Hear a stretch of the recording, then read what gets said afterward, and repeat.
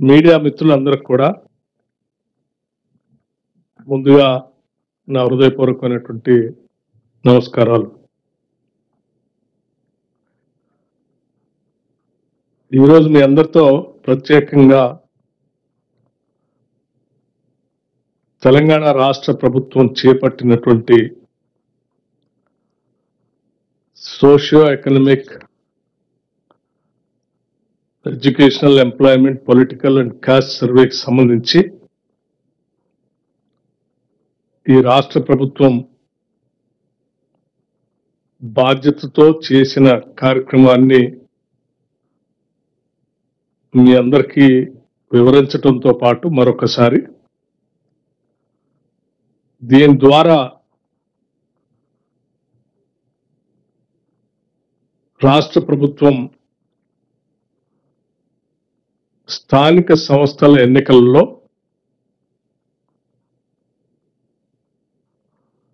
42% reservation బీసీలకు ఇవ్వాలని చెప్పి మేము చేసినటువంటి బిల్లుకి సంబంధించి కూడా మీతో వివరించాలన్నటువంటి ఆలోచనతోనే ఈ సమావేశాన్ని ఏర్పాటు చేయడం జరిగింది. సరే, క్రోనాలజీ అంతా మీకు తెలుసు. క్యాబినెట్ రిజల్యూషన్ ఈ socio economic, political caste survey సంబంధించి 4/2/2024 నాడు క్యాబినెట్ రిజల్యూషన్ పాస్ చేసి విజయవంతంగా ఎటువంటి పొరపాట్లు లేకుండా సక్రమంగా పూర్తి స్థాయిలో ఈ సర్వే నిర్వహించడమే కాకుండా నిర్వహించినటువంటి సర్వేని కరెక్ట్గా మళ్ళీ తిరిగి 4/2/2025 క్యాబినెట్ కానీ శాసనసభలో ప్రవేశపెట్టడం కానీ జరిగినటువంటిది విషయం కూడా మీ అందరికీ తెలిసింది. ఇది మేము మొదలుపెట్టినప్పుడు దీనిపైన అనేక రకాలైనటువంటి పలు సందేహాలు, అవసరం లేదులే అని మాట్లాడినటువంటి కొన్ని రాజకీయ పార్టీలు, వీటన్నిటిని మనందరం గమనించాం. ఈరోజు తెలంగాణ రాష్ట్రం చేసినటువంటి ఈ సర్వే పైన, తెలంగాణ రాష్ట్ర ప్రభుత్వం చేసినటువంటి ఈ సిపెక్ సర్వే ఒక చారిత్రాత్మకమైనటువంటి సర్వేగా ఈరోజు దేశంలో నిలబడిపోతా ఉంది. కాస్ట్ సర్వే సిపెక్ సర్వే కంటే ముందు, సిపెక్ సర్వే తర్వాత అనేటువంటి అంశం ఈరోజు కేవలం తెలంగాణ రాష్ట్రంలోనే కాదు, దేశవ్యాప్తంగా కూడా దీనిపైన చర్చ జరుగుతూ ఉంది. Post caste survey, pre caste survey. మేము ఈ కాస్ట్ సర్వే ద్వారా వచ్చినటువంటి అంశాలన్నింటినీ సభలో పెట్టినప్పుడు, సభలో పాల్గొన్నటువంటి వివిధ రాజకీయ పార్టీల సంబంధించిన శాసనసభ్యులకు కూడా దీని ఆధారంగా 42% రిజర్వేషన్ స్థానిక సంస్థల సంబంధించి, అట్లాగే విద్యా ఉద్యోగ అవకాశాలకు సంబంధించిన దానికి ప్రవేశపెట్టినప్పుడు ఆయా రాజకీయ పార్టీల శాసనసభ్యులు కూడా ఆ రోజు ముందుకు వచ్చి మద్దతు ఇచ్చారు.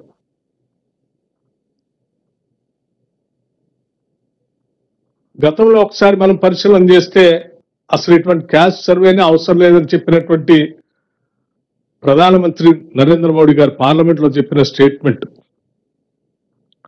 అటువంటి స్థాయి నుంచి చివరికి తెలంగాణలో చేసినటువంటి ఈ సిపెక్ సర్వే వల్ల దాని అవసరాన్ని గుర్తించి చివరికి కాంగ్రెస్ పార్టీకి సంబంధించిన ఈ కార్యక్రమానికి అసలు నాంది, అట్లాగే డ్రైవ్ చేసినటువంటి వ్యక్తులు శ్రీ రాహుల్ గాంధీ గారి ఆలోచనని చివరికి నరేంద్ర మోడీ గారు కూడా భారత ప్రభుత్వం కూడా తప్పనిసరి పరిస్థితుల్లో ఒప్పుకొని భవిష్యత్తులో మేము కూడా సెన్సస్ లో భాగంగా కాస్ట్ సర్వేని కూడా ఇంక్లూడ్ చేస్తామని చెప్పి ఇవాళ ఒక నిర్ణయం తీసుకునేంత స్థాయికి తెలంగాణ రాష్ట్ర ప్రభుత్వం తీసుకొచ్చిందని చెప్పడానికి నేను నిజంగా సంతోషిస్తా ఉన్నాను. దీన్ని సంబంధించి ఈరోజు మనందరికీ తెలిసిందే, స్థానిక సంస్థల ఎన్నికలు దృష్టిలో పెట్టుకొని 42% రిజర్వేషన్ ఇవ్వటం కోసం శాసనసభలో మేము తీర్మానం చేసినటువంటి బిల్లుకి సంబంధించి ఈరోజు మినిస్ట్రీ ఆఫ్ హోంలో రాష్ట్రపతి గారికి పంపించినటువంటి ఈ బిల్లుకి సంబంధించి కొన్ని రోజులుగా ఆడ చర్చలో ఉంది. త్వరితగతిన దీనికి సంబంధించినటువంటి ఈ 42% రిజర్వేషన్ సంబంధించి ప్రస్తుతం లోక్సభ సమావేశాలు జరుగుతున్నాయి కాబట్టి లోక్సభలో ఉన్నటువంటి ప్రతిపక్ష నాయకులు శ్రీ రాహుల్ గాంధీ గారిని, రాజ్యసభలో ఉన్నటువంటి ప్రతిపక్ష నాయకులు శ్రీ మల్లికార్జున్ ఖర్గే గారిని, వారిరువురిని కూడా కలిసి వారిరువురి చేత మేము చేసినటువంటి ఈ సర్వే సంబంధించిన సమాచారం, దాని ఎంపిరికల్ డాటా కూడా ఇచ్చి మేము పంపించినటువంటి బిల్లుకు సంబంధించి త్వరితగతిన పార్లమెంటులో దీనిపైన అందరి నాయకుల యొక్క మద్దతు కూడగడుతూ దీన్ని అక్కడ పాస్ చేసే విధంగా ఈ రాష్ట్ర ముఖ్యమంత్రి రేవంత్ రెడ్డి గారి నాయకత్వంలో వారందరినీ కలవాలని నిర్ణయం చేయటం జరిగింది. రేవంత్ రెడ్డి గారు, నేను, కేబినెట్ సబ్ కమిటీ సంబంధించిన సభ్యులు అందరం కూడా లోక్సభలో ఉన్నటువంటి మా నాయకత్వంతో పాటు దాదాపు 100 మంది లోక్సభ సభ్యులు కూడా కాంగ్రెస్ పార్టీకి సంబంధించినటువంటి వాళ్ళు, అట్లాగే గతంలో ఈ శాసనసభలో మేము ఈడ బిల్లు పెట్టినప్పుడు బీసీలకి 42% రిజర్వేషన్ స్థానిక సంస్థల్లో ఎడ్యుకేషన్ ఇన్స్టిట్యూషన్స్ లో పెట్టినప్పుడు మద్దతు ఇచ్చినటువంటి మిగతా రాజకీయ పార్టీలకు సంబంధించిన శాసనసభ్యులు ఉన్నారు. వారి పార్టీకి సంబంధించినటువంటి పార్లమెంట్ సభ్యులకు కూడా కలిసి మనం ఈ రకంగా అయితే శాసనసభలో ఏ రకంగా అయితే మద్దతు ఇచ్చేటట్టుగా మీ సభ్యులు చేశారో రేపు లోక్సభ, రాజ్యసభలో కూడా మీ పార్టీకి సంబంధించినటువంటి లోక్సభ సభ్యులు కానీ రాజ్యసభ సభ్యులు కానీ ఈ బిల్లు ఇంట్రడ్యూస్ చేయడానికి, పాస్ కావటానికి త్వరితగతిన మీ అందరి సహకారం కూడా అవసరం. మీరందరూ కూడా దీంట్లో పెద్ద ఎత్తున ఒక ఇంట్రెస్ట్ తీసుకొని త్వరితగతిన దీన్ని పూర్తి చేయడం కోసం ప్రయత్నం చేయాలని చెప్పి వారందరినీ అడగటం కోసం ప్రయత్నం రేపు చేస్తా ఉన్నాం. ఓబీసీలకు సంబంధించి 42% రిజర్వేషన్ ఇవ్వటం న్యాయమైనది, సహేతుకమైనది అని నమ్మి కలిసి వచ్చేటువంటి ప్రతి రాజకీయ పార్టీ సంబంధించినటువంటి నాయకుల్ని, అట్లాగే ఆ ఫ్లోర్ లీడర్స్ ని అందరినీ కలిసాం. వారందరి మద్దతు కూడా కూడగట్టి దీన్ని వెంటనే పాస్ చేయించుకునే కార్యక్రమం సీరియస్ గా చేపట్టాలని చెప్పి ఈ రాష్ట్ర ప్రభుత్వం చాలా కృతనిశ్చయంతో ఉందని మీ ద్వారా ఈ రాష్ట్ర ప్రజలకి, ఆ రాజకీయ పార్టీ నాయకులు కూడా విజ్ఞప్తి చేస్తా ఉన్నాం. మాకు ప్రగాఢమైనటువంటి నమ్మకం ఉంది. ఎందుకంటే తీసుకున్న నిర్ణయం మంచి సంకల్పంతో శతాబ్దాల పడి ఈ సమాజంలో వెనకబడి ఉన్నటువంటి ఈ వర్గాలకి భారత రాజ్యాంగ స్ఫూర్తితో కాంగ్రెస్ పార్టీ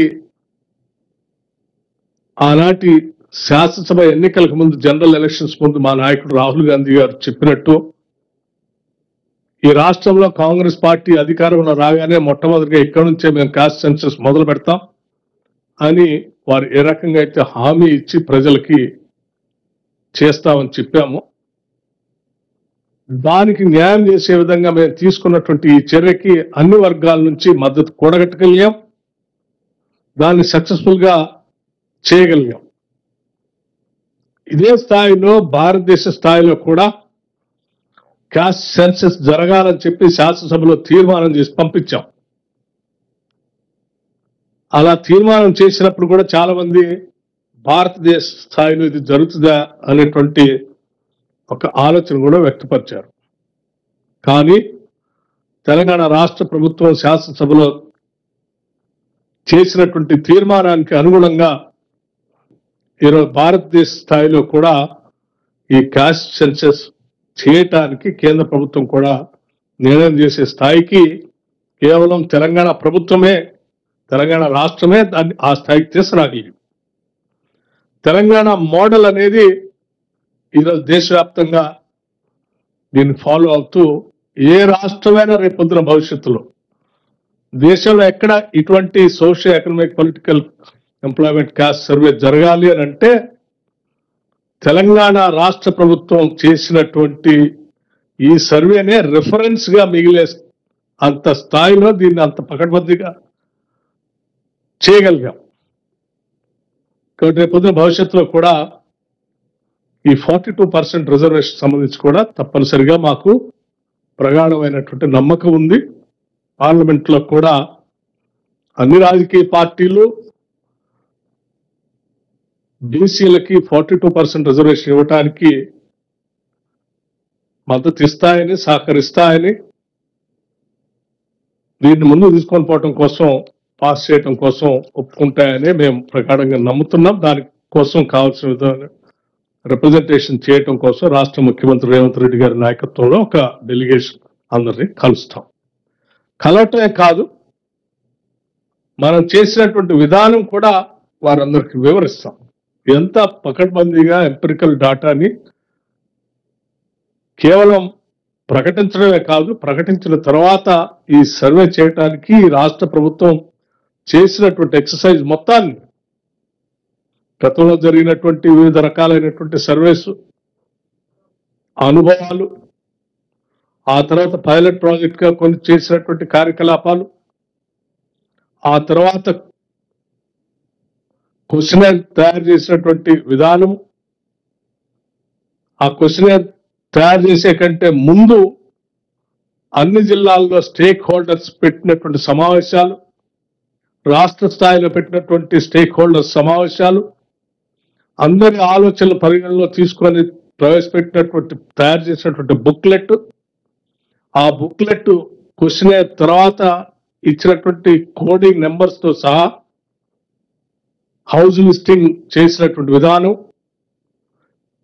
బ్లాక్స్ చేసినటువంటి ఎన్యూమరేషన్ చేసినటువంటి ఆ బ్లాక్స్ 150 హౌసెస్ తో ఒక ఈచ్ బ్లాక్ చేసినటువంటి విధానం, ఈచ్ బ్లాక్ కి ప్రభుత్వ పరంగా మేము నియమించినటువంటి అధికారులు, ఆ విధానం, ఆ తర్వాత డేటా ఎంట్రీ విధానము, దాన్ని నిక్షిప్తం చేసిన విధానం, మొత్తంగా వచ్చినటువంటి సమాచారాన్ని పూర్తిగా కేబినెట్ ముందు పెట్టిన విధానం, ఆ తర్వాత శాసనసభలో ప్రవేశపెట్టినటువంటి విధానం, ఆ తర్వాత మొత్తం ఈ సమాచారాన్ని ఒక ఇండిపెండెంట్ ఎక్స్పర్ట్ గ్రూప్ కి అనలైజ్ చేయమని ఇచ్చినటువంటి ఆ కాన్స్టిట్యూషన్ కమిటీ, ఆ కమిటీ మాకు అందించినటువంటి రిపోర్ట్ తో సహా పూర్తిగా వారందరికి వివరించి ఇంత పకడ్బందీగా, ఇంత స్పష్టంగా, ఇంత ట్రాన్స్పరెంట్ గా చేసిన దాని ద్వారా మేము ఈరోజు దేశంలో పార్లమెంట్ లో తెలంగాణ సంబంధించి 42% రిజర్వేషన్ అమలు చేయమని అడుగుతా ఉన్నాము. ఇది మొత్తం డేటా స్టాటిస్టిక్స్ తో సహా ఇస్తా ఉన్నాం. దయచేసి మీరంతా కూడా, ఇందులో చాలా సందర్భాల్లో మేము నమ్ముతా ఉన్న భారతీయ జనతా పార్టీకి సంబంధించి శాసనసభ్యులు కూడా ఇక్కడ 42% సంబంధించి రిజర్వేషన్ కి సభలో మద్దతు ఇచ్చారు.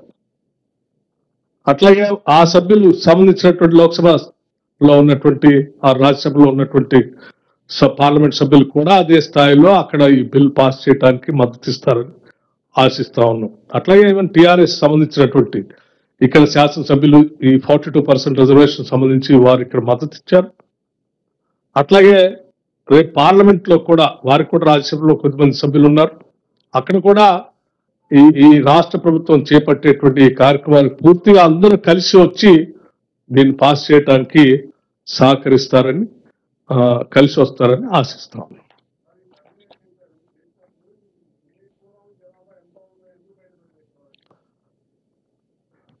మీకు మేము ఇప్పటికే చాలా స్పష్టంగా ఒక స్టాటిస్టిక్స్ తో ఇచ్చినటువంటి డీటెయిల్స్ ఇచ్చాం. ఈ సమాజంలో ఉన్న కుటుంబాల సంఖ్య ఇచ్చాం. అట్లాగే కులాల వారీగా మేము తీసుకొచ్చినటువంటి సంఖ్యను కూడా ఇచ్చాం. అంటే ఓసీస్ ఎంతమంది, బీసీలు ఎంతమంది, ఎస్సీలు ఎంతమంది, ఎస్టీలు ఎంతమంది, ఇట్లా మైనార్టీలు ఎంతమంది, ఈ సంఖ్యాపరంగా పూర్తి సమాచారాన్ని శాసనసభలో క్యాబినెట్ లో కూడా పెట్టాం, బయటకు కూడా ఇచ్చాం. ఆ తర్వాత ఇచ్చినటువంటి వాటి ద్వారా కలెక్ట్ చేసినటువంటి ఇన్ఫర్మేషన్ ఇంకా చాలా పెద్ద ఎత్తుంది. దాదాపు 88 కోట్ల పేపర్లలో నిక్షిప్తమైనటువంటి సమాచారం ఉంది. ఆ సమాచారాన్ని మొత్తాన్ని దాన్ని పూర్తిగా సంపూర్ణంగా అనలైజ్ చేసి ఆ అనలైజ్ చేసినటువంటి సమాచారాన్ని భవిష్యత్తులో రాష్ట్రానికి ప్రజలకు అందించాలనేదే మా ఆలోచన. అది కేవలం మేము ఒక్కళ్ళే చేయటం కాకుండా ఈ రాష్ట్రంలో కాదు, దేశంలో ప్రపంచంలో కూడా ఎక్స్పర్ట్స్ గా ఉన్నటువంటి ఇండిపెండెంట్ ఎక్స్పర్ట్ కమిటీకి ఇచ్చాం. Independent expert committee under the chairmanship of justice Sudarshan Reddy గారు, ప్రొఫెసర్ థోరాట్ గారు లాంటి వాళ్ళు, కంచె అలే గారు లాంటి వాళ్ళు, ఇటువంటి నిష్ణాతులకి అప్పచెప్పాము. వాళ్ళు అనలైజ్ చేశారు. ఆ రిపోర్ట్ కూడా మొన్న 19th రోజు సబ్మిట్ చేశారు. ఆ సబ్మిట్ చేసిన రిపోర్ట్ ని భవిష్యత్తులో డెఫినెట్ గా క్యాబినెట్ లో పెట్టి, క్యాబినెట్ తర్వాత మళ్ళీ శాసనసభలో పెట్టి అప్పుడు బయటకి ఇస్తాం. ఆ క్యాబినెట్ లో పెట్టకుండా, శాసనసభలో పెట్టకుండా బయటకి ఇవ్వటం కరెక్ట్ కాదు. కాబట్టి ప్రొసీజరల్ ప్రకారం మేము ముందు పోతాను. తప్పనిసరిగా భవిష్యత్తులో అది బయటకు వస్తుంది.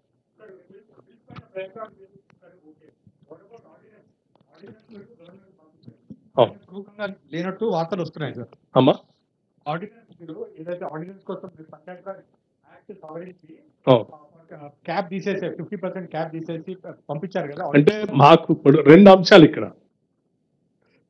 42% రిజర్వేషన్ బీసీలకి కోసం తీసుకొచ్చినటువంటి బిల్లు సంబంధించి పార్లమెంట్ నుంచి మేము తీసుకొని వచ్చిన తర్వాత కూడా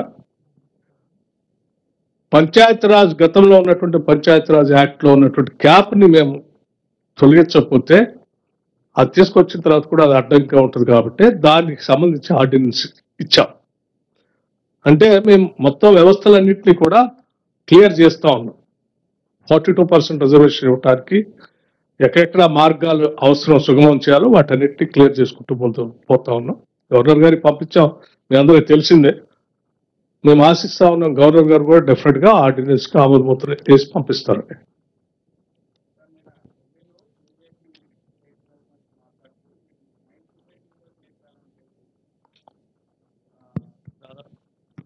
నైన్త్ షెడ్యూల్లో చేర్చాలని లేదు.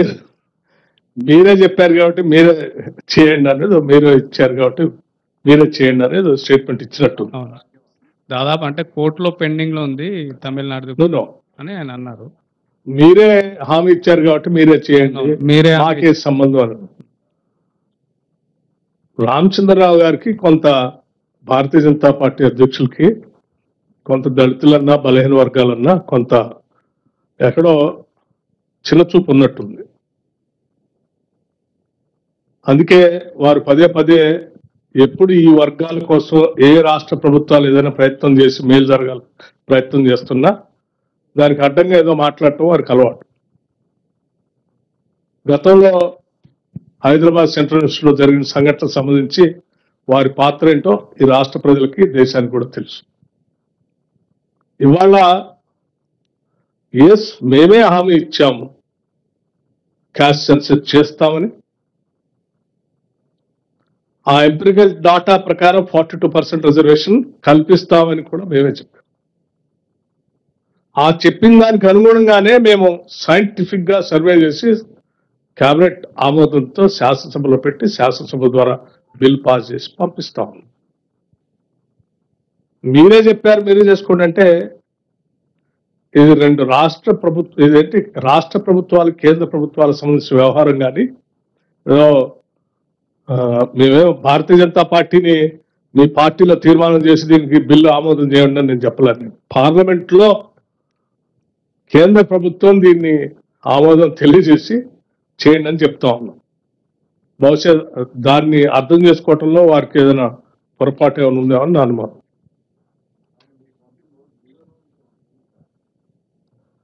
ఇటువంటి లీగల్ నోటీసులకి భయపడేవాడు కాదు బట్టి Vikramarka. I stand by what ever I set. సమయం వచ్చినప్పుడు డెఫినెట్ గా ఆ లీగల్ నోటీసు ఆయన చెప్పిన దానికి, ఆయన నోటీస్ పంపించిన దానికి ఆ పార్టీ పరంగా ఏ రకంగా సమాధానం చెప్పాలో తెలుసు, వ్యక్తిగా నేను కూడా ఏ రకంగా సమాధానం చెప్పాలో కూడా తెలుసు. when time comes I'll definitely answer that.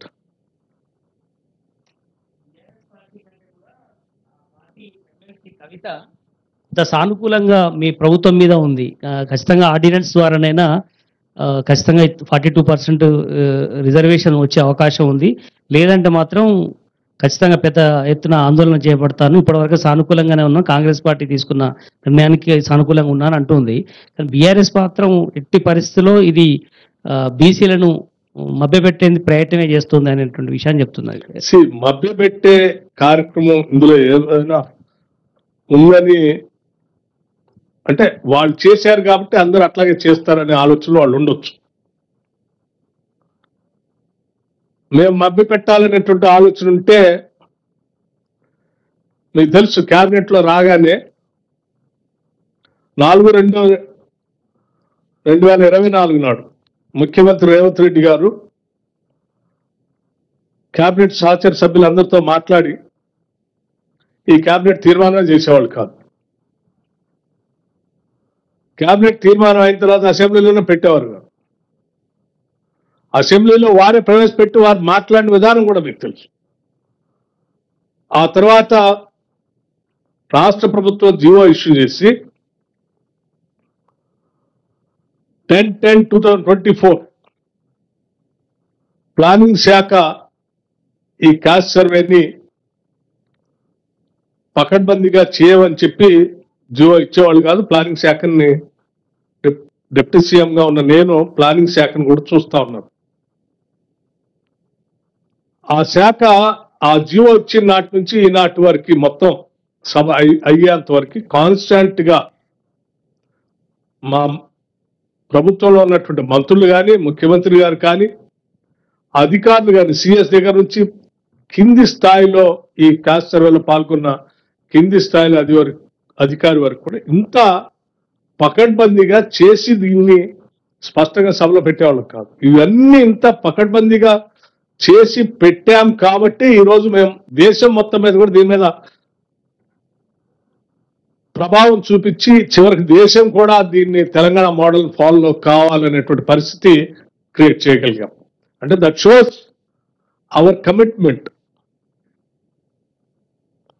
మా సంకల్పం కానీ, మా నిబద్ధత కానీ వీటన్నిటి ద్వారానే మీకు అర్థం అవుతాం. దీంట్లో ఏమాత్రం ఇది ఉన్నా కానీ వాళ్ళ కేంద్ర ప్రభుత్వం, ప్రధానమంత్రి సాక్షాత్ నరేంద్ర మోడీ గారు కూడా మేము కూడా చేస్తామనేటువంటి పరిస్థితి ఉత్పన్నమైంది కాదు.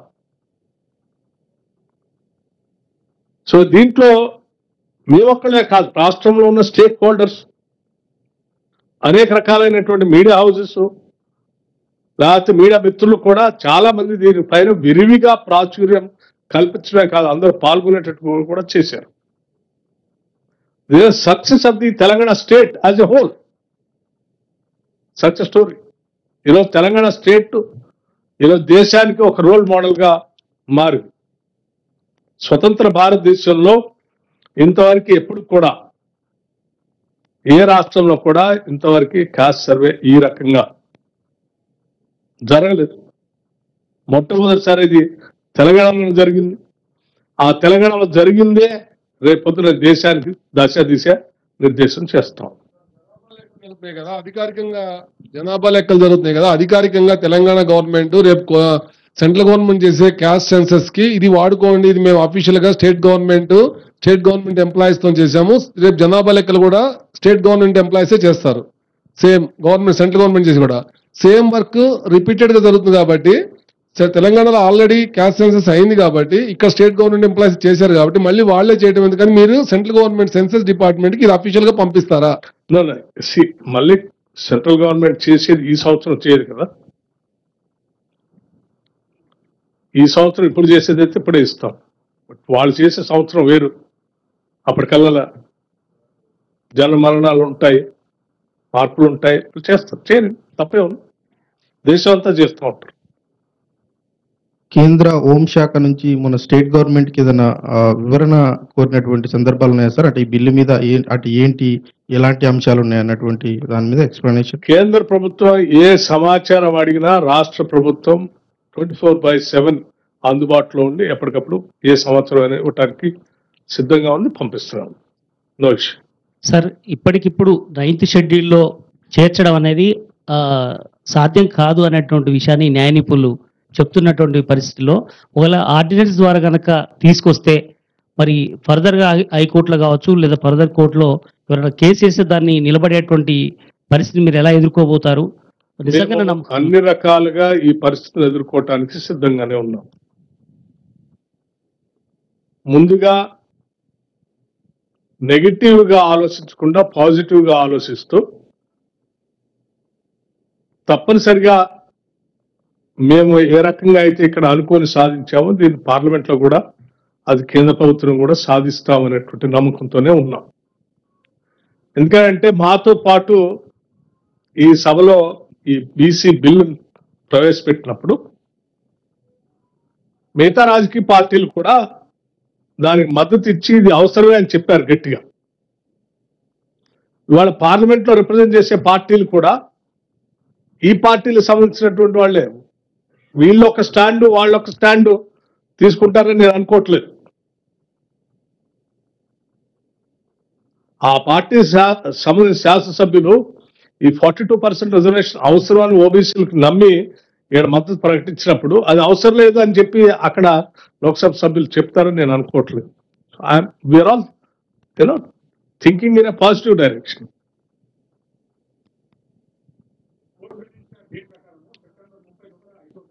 చేయాలనే మా సంకల్పం. దానికోసమే ఈరోజు ముఖ్యమంత్రి గారి నాయకత్వంలో వీళ్ళందరినీ కలిసి will meet everyone. Sir, ordinance కు గవర్నర్ ఆమోదం లభించిన తర్వాత జీవో ద్వారా రిజర్వేషన్ కల్పించి ఎన్నికలకు పోవాలని మీ ఆలోచన. కానీ దాన్ని హైకోర్టులో సవాల్ చేస్తారన్న అనుమానాలు ఉన్నాయి. కానీ ఇప్పటిదాకా కేవేట్ వేయలేదని చెప్పేసి కూడా కవితతో పాటు మరికొంతమంది ప్రతిపక్ష నేతలు ఆరోపించారు. 10 ఏళ్ళు పరిపాలన చేసినటువంటి వాళ్ళు రకరకాలైనటువంటి ఏంటి వీళ్ళకి న్యాయం చేయాలనేటువంటి ఆలోచన లేదు కాబట్టి వాళ్ళు అలా గాలికి వదిలేశారు అన్నిటినీ. మేము చాలా స్పష్టంగా మాకు సంకల్పం ఉంది కాబట్టి చాలా సీరియస్గా ప్రతిదీ మెటిక్యులస్గా ప్లాన్ చేసుకొని చేస్తూ ఉన్నాం. మా స్టెప్ 1 రేపు పార్లమెంటు నడుస్తూ ఉంది. పార్లమెంట్లో అందరూ ఒప్పించి దాన్ని పాజిటివ్ తీసుకుని వద్దాం అనేది మా అందరి పాజిటివ్ ఆలోచన. మీరు కూడా అదే స్థాయిలో అదే రీతిలో బలైన వర్గాలకు సంబంధించి న్యాయం జరగాలని కోరుకుంటున్నారని మీరు కూడా అదే డైరెక్షన్ లో ఒక పాజిటివ్ సంకేతాన్ని ఈ రాష్ట్రానికి దేశానికి కూడా అందించండి.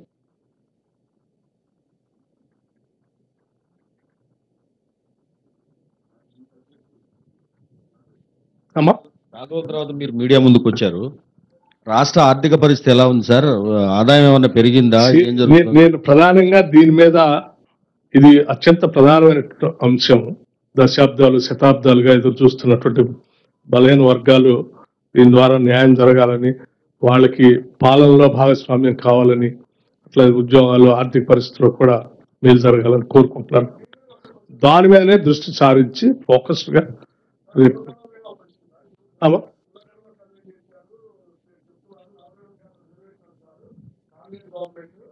కానీ ఈ కులగణన సర్వే అయిన తర్వాత బీసీ రిజర్వేషన్ తెస్తామని చెప్పిన తర్వాత రాష్ట్ర సమాచార కమిషన్ నియామకంలో ఒక్క బీసీని కూడా ఎందుకు నియమించాలని కవిత నిన్న విమర్శించారు.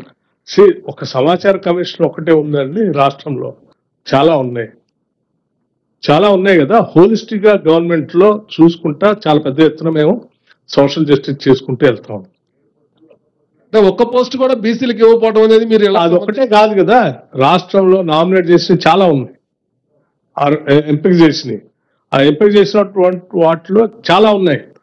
ఓవరాల్ గా తీసుకుంటే అది దాటిపోయే స్థాయిలోనే చేస్తున్నాం. వారికి ఏమైనా మేము 50% దాటితే ఏమైనా ఇబ్బంది ఉంటే చెప్పండి. చిత్తశుద్ధి మంత్రులు 40% అంటే ఆల్మోస్ట్ 7-8 మంది వచ్చే అవకాశం ఉంది కదా, ఎందుకు ఇవ్వలేకపోయారు? కార్పొరేషన్ చైర్మన్లు ఎందుకు ఇవ్వలేకపోయారు? మిగతా అంశాలు ఎందుకు ఇవ్వలేకపోయారు? నిజంగా చిత్తశుద్ధి ఉండి వీళ్ళు 42% ఇచ్చే అవకాశం కనిపించట్లేదు అనేది బయట కావచ్చు, సోషల్ మీడియా. ఎవరికి అటువంటి సందేహం ఉండాల్సినటువంటి అవసరం లేదు. ఈ గవర్నమెంట్ వచ్చిన తర్వాత మొదలుపెట్టినటువంటి కార్యక్రమం ఇది. కార్పొరేషన్ చైర్మన్స్ లో కూడా సామాజిక న్యాయం ఉంటుంది పూర్తి స్థాయిలో.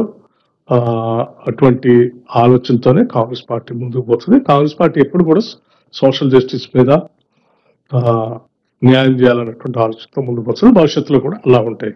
ప్రస్తుతానికి ఈ 42% బిల్లుకి సంబంధించి, రిజర్వేషన్ సంబంధించి మీరంతా దీనికి సహకరించాల్సిందిగా, పూర్తి స్థాయిలో ఒక పాజిటివ్ అప్రోచ్ని, దీన్ని వాళ్ళకి న్యాయం చేయడం కోసం మనం అందరం కలిసి పనిచేయాలని చెప్పి I making an appeal.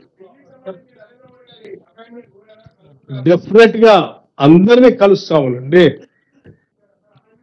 CM గారు he will lead the delegation, ముఖ్యమంత్రి రేవంత్ రెడ్డి గారు. We will try to meet everyone, all political party heads ని కలుస్తాం మద్దతు కోరటం కోసం. Sir one question on GST collection sir. మొత్తం మన రాష్ట్రంలో వచ్చిన జిఎస్టీ కలెక్షన్స్ లో సింహభాగం సెంటర్ తీసేసుకోవాలి.